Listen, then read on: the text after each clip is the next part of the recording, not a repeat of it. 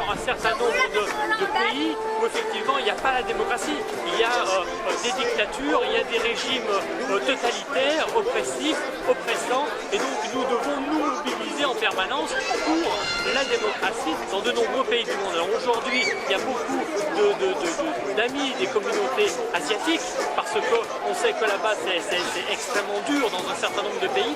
Donc je viens apporter un message d'espoir de la part de Aung San Suu Kyi et du peuple birman, puisque comme on le sait, la Birmanie a vécu dans des conditions terrifiantes d'une dictature communiste pendant des années et des années. Effectivement, il y a eu des centaines, des milliers de prisonniers politiques qui ont été torturés, tués, qui ont passé des années dans les prisons birmanes. Nous avons également Aung San Suu Kyi elle-même a passé plus de 15 ans soit en prison, soit en résidence surveillée.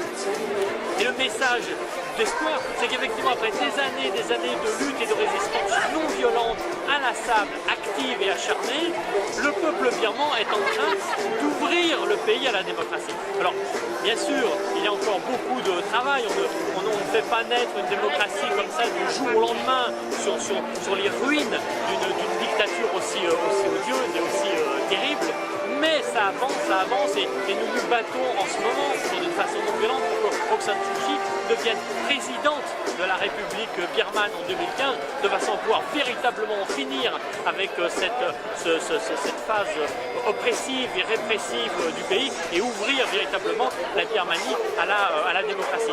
C'est donc ce message d'espoir que je voulais apporter ici aux communautés tibétaines, laotiennes, vietnamiennes, cambodgiennes et toutes les autres communautés asiatiques, leur dire continuons inlassablement tous ensemble, main dans la main, solidairement, dans l'ensemble du monde pour nous battre pour la démocratie, pour faire avancer le monde vers une vision plus solidaire, plus humaine, plus fraternelle et plus épanouie.